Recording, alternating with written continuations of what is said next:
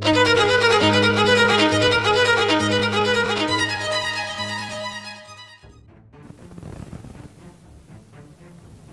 pelayan Sok Bihon berkata, "Apa kau berpikir untuk menjadi pendukung Won?" Namun sang ketua di sana berkata, "Kurasa aku tidak bisa melakukan itu. Tapi bagaimana kalau orang itu kita dipindahkan ke Shin Won sedang berada di rumah akan melakukan latihan mandiri. Dia sudah memegang sebuah pedang." Dalam hatinya dia berkata, "Entah sudah berapa lama sejak terakhir kali aku pegang pedang." "Baiklah kalau begitu, mari kita mulai." Dia pun mulai mengayunkan pedangnya ke sana kemari. Hiyah, hiyat. Lalu ada juga para pelayan di sana yang memperhatikannya.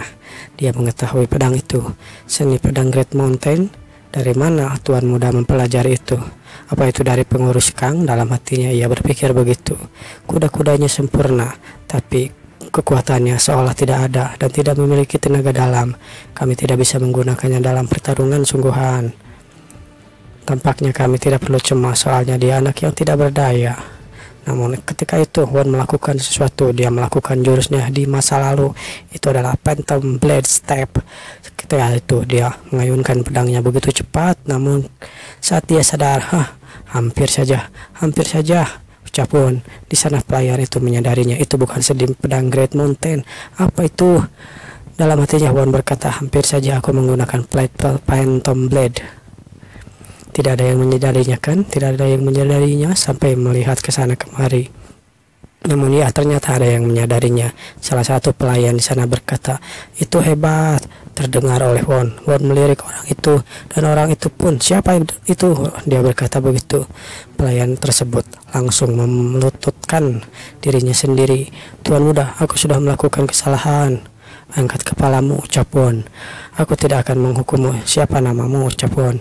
"Namaku adalah Kyung-un." "Apa kau memahami seni bela diri?" "Aku sedikit mempelajarinya sebelum ke tempat ini, tuan muda," ucap Won. "Lalu, apa maksudmu ada banyak orang yang pelajari seni bela diri di tempat ini? Jadi itu bukan hal yang aneh.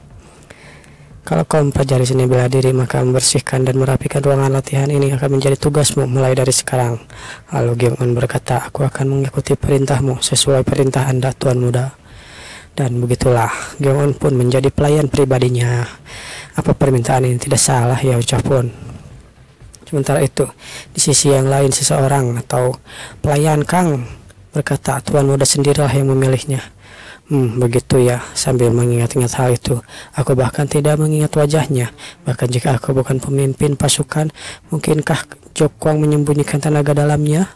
"Kepala pengurus Kang, ada baiknya kau beritahuku semua yang kau tahu jika kau tahu sesuatu." Rupanya itulah daftar yang diminta oleh Won, orang-orang yang diminta untuk menjadi pengawalnya. Namun di sana kepala pengurus Kang berkata, "Ini adalah seni squad drill." Dia terintimidasi. Tidak dia sangka tenaga dalamnya begitu besar. Apa dia serius? Sejak kepala Kang. Tuan muda menginginkan penjaga untuk melindunginya. Dia menginginkan penjaga. Ya, kehidupan di kediaman barat sudah membaik baru-baru ini. Jadi kami bisa menyewa penjaga sekarang. Kurasa memang begitu, tapi yang aku maksud adalah, kenapa harus Jokwang? "Ya, soal itu," ucap kepala Kang. "Dana kediaman barat memang baik, tapi bukan berarti kami punya cukup untuk menyewa master terkenal. Jadi kalian bernewat menyewa seniman bela diri tanpa nama sebagai pengawal karena tidak punya dana?"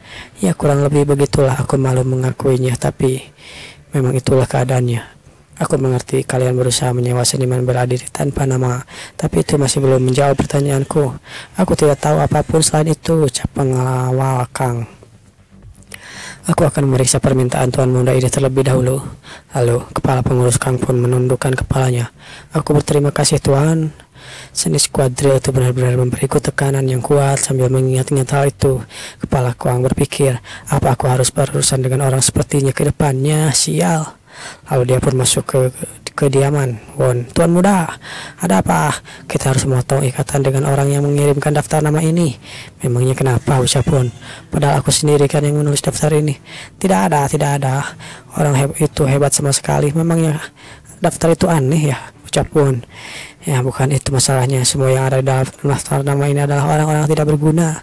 Kalau dibiarkan, kediaman barat cuma akan menjadi kelompok orang bermasalah. Kau tahu Tuan Muda, meskipun mereka bukan master, setidaknya mereka masing-masing memiliki guna, ucap Won dalam hati. Kesampingkan Jokuan dari pasukan Vermilion Bird.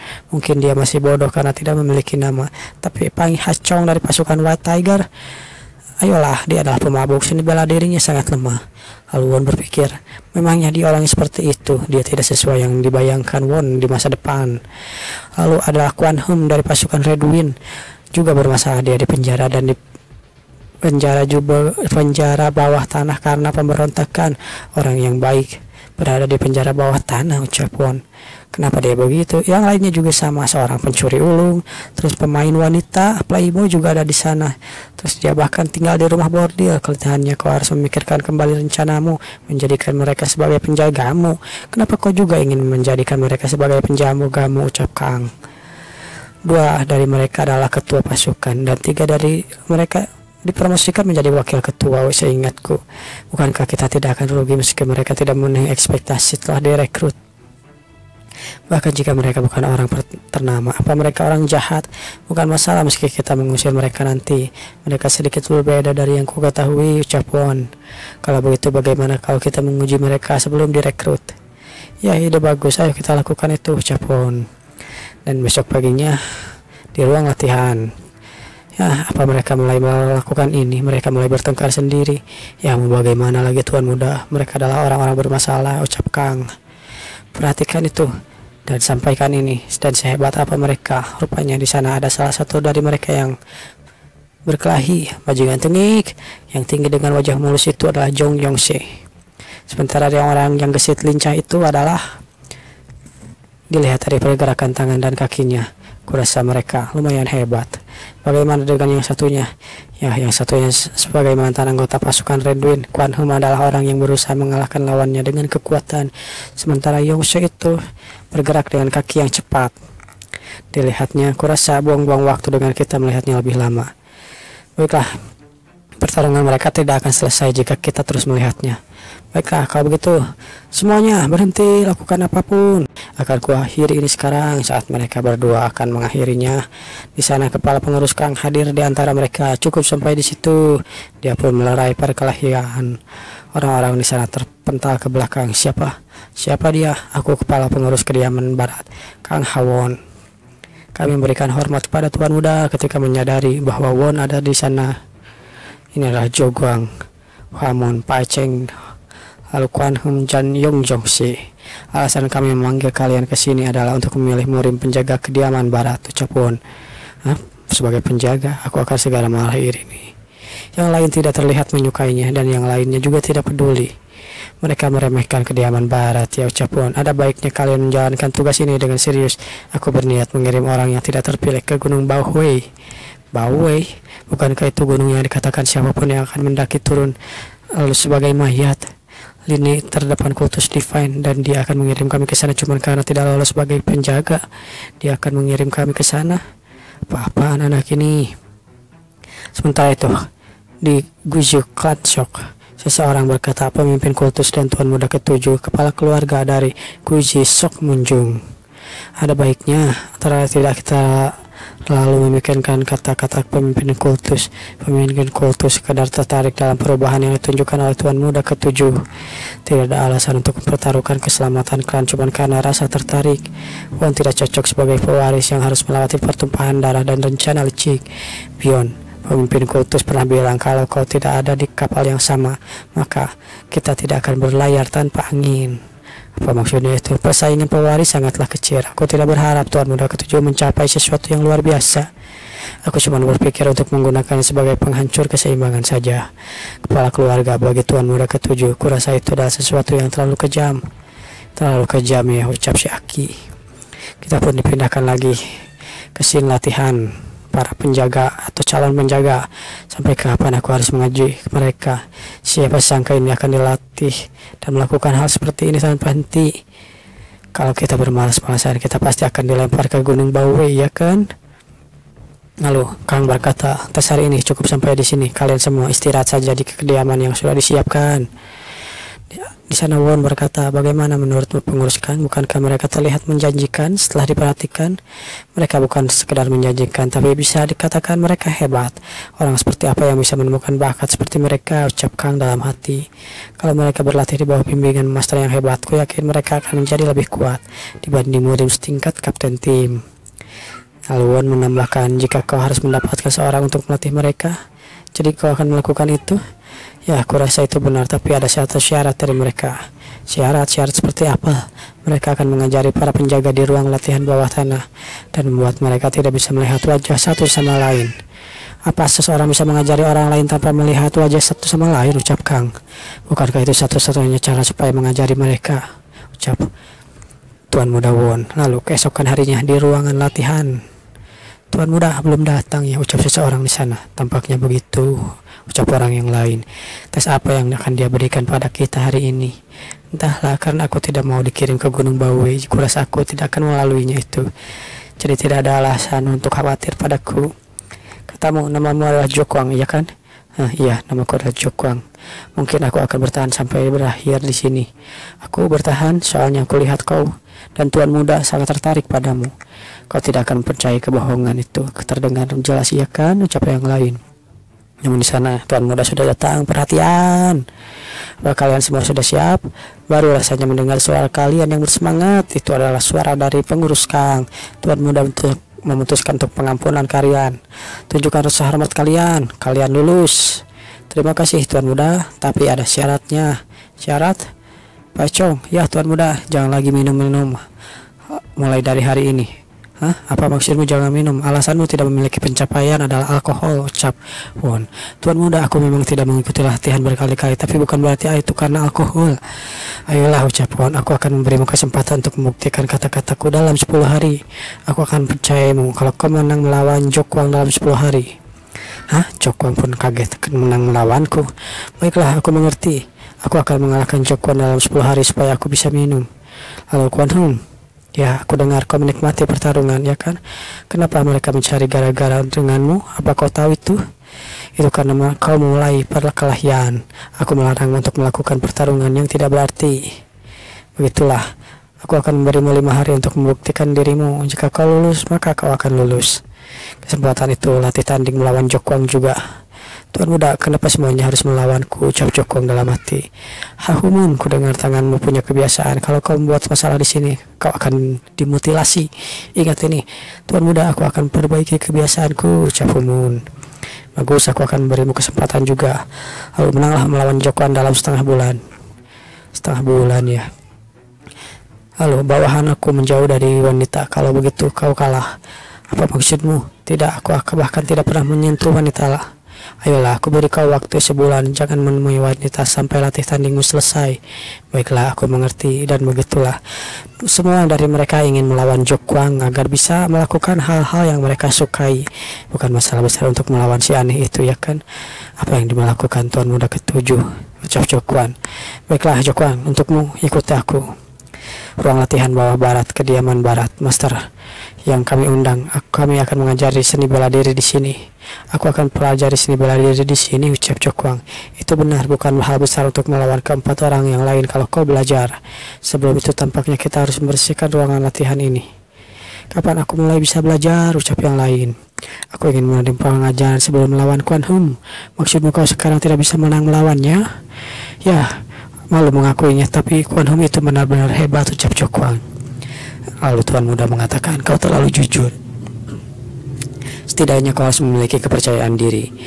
Apa dia orang atau bagaimana sih? Kenapa dia tega begitu? Ucap Jokwang. Camkan ini Jokwang. Kalau sikapmu seperti pengecut begitu, kau tidak akan bisa memperlihatkan kemampuan terhebatmu. Ada baiknya kau melemaskan tubuhmu terlebih dahulu. Aku akan menghancurkan tembok orang normal kali ini. Aku pasti akan bertambah kuat, ucap Jokwang. Kembali saja dulu, aku ada urusan yang harus kulakukan di sini. Lalu Jokwang pun kembali. Aku mengerti. Kau boleh keluar sekarang. Lalu di sana dia memanggil pelayannya. Tidak masalah, lupakan itu. Katamu kau mempelajari seni bela diri, ya kan? Mengetahui asal-usul seseorang adalah sesuatu yang penting.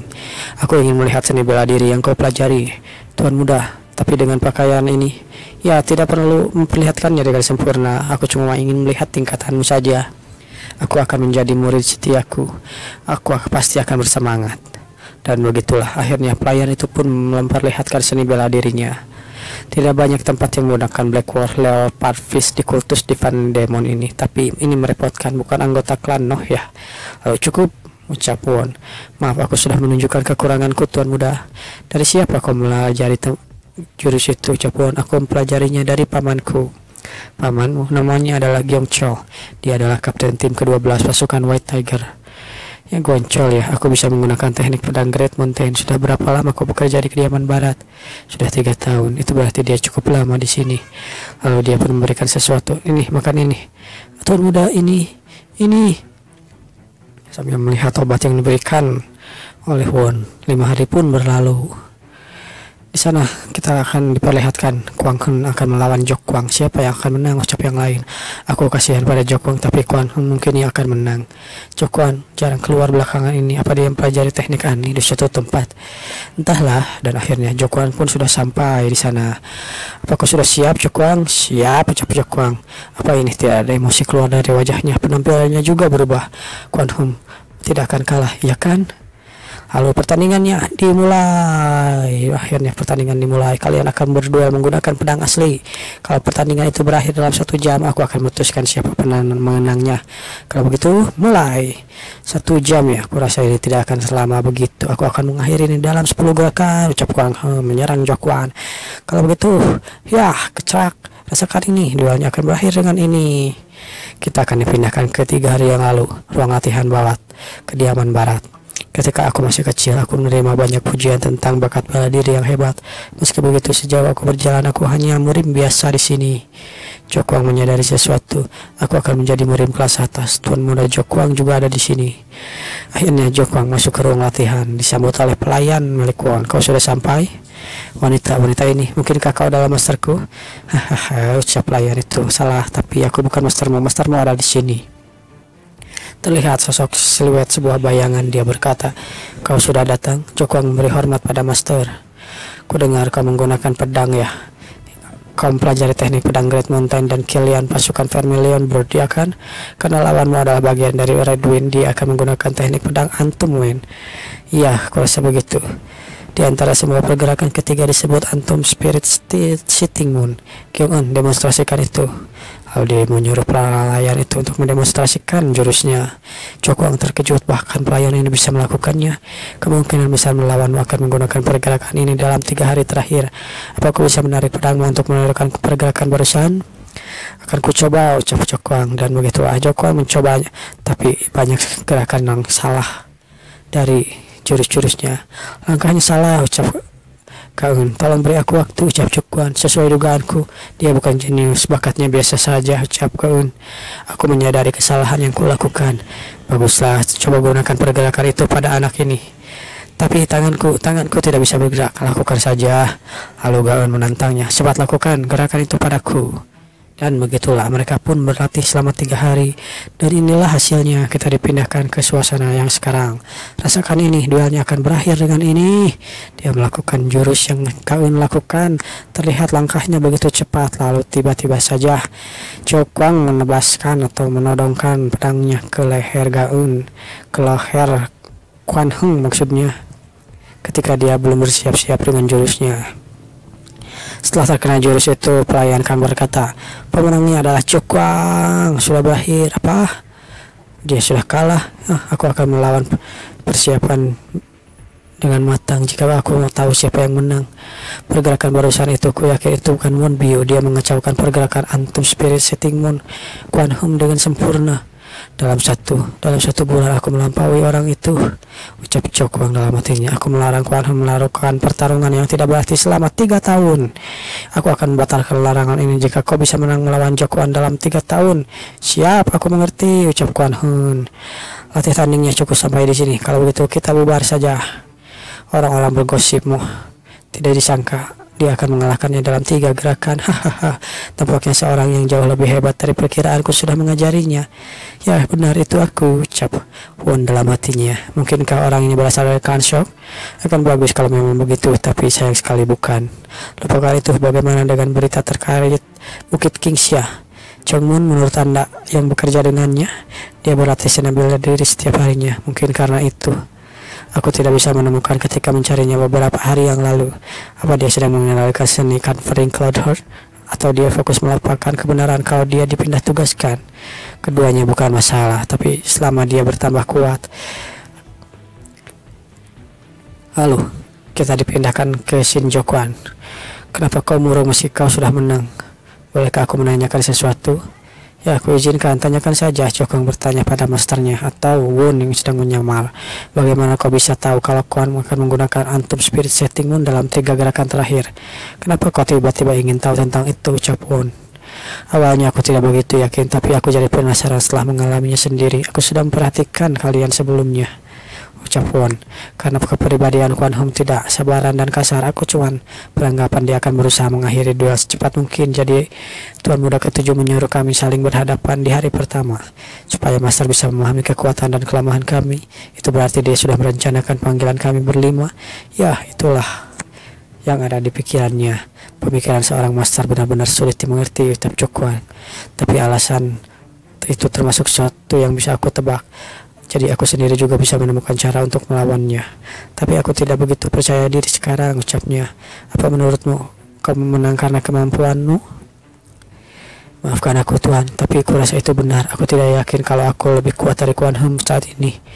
Apakah mengetahui perbedaan orang yang pelajari seni bela diri dan orang yang normal? Maksudmu perbedaan dalam kekuatan, ucap Chokwan.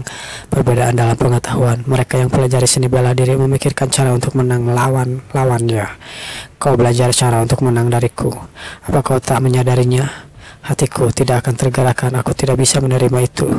Kalau begitu, tidak ada latihan untuk itu. Meditasilah sampai kau menemukan jawabannya.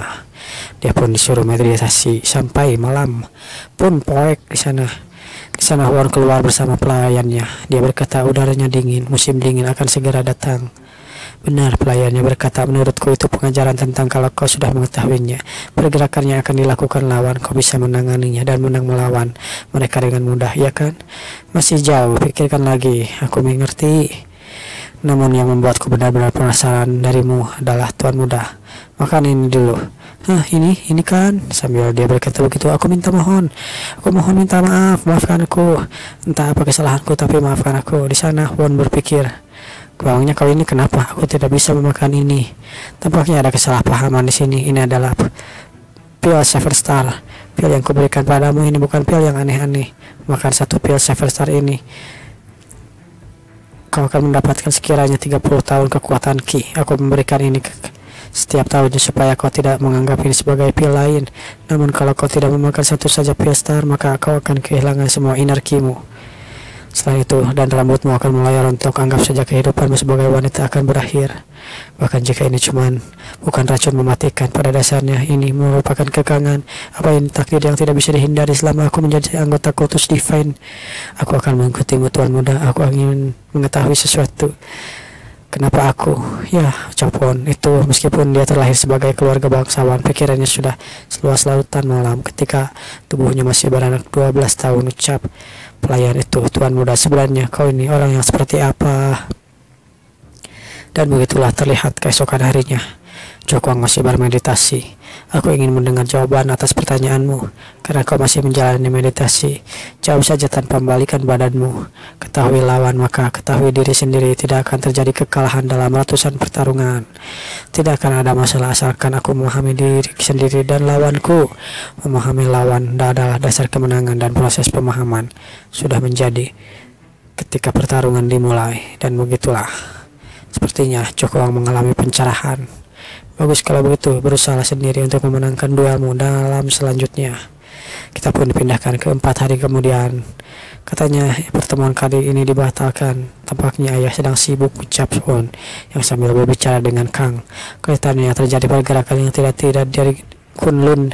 Di masa depan, Kunlun akan kalah 2 kali ketika melawan kultus Divine, dan 3 kali percobaan. Satu-satunya pertarungan yang akan dimenangkan Kunlun adalah, namun lamongannya dia dipotong dengan ucapan, kurasa kita tidak perlu cemas kalau lawannya adalah Kunlun ketenangan ini. Bahkan jika dia masih muda, kurasa darah keturunan klan bangsawan memang berbeda, ucap Kang. Tentu mereka harus melakukan hal yang seperti itu. Lalu, apa kalian sudah siap? Kang berteriak pada para peserta. Siap, kami siap. Para peserta yang lain pun bersemangat ingin melihat pertarungannya. Masalahnya kali ini bisa atau tidaknya Jokowan mengunggul dari rencana mereka. Jokowan yang sudah dilatih lalu bermeditasi apakah bisa menang melawan lawannya kali ini.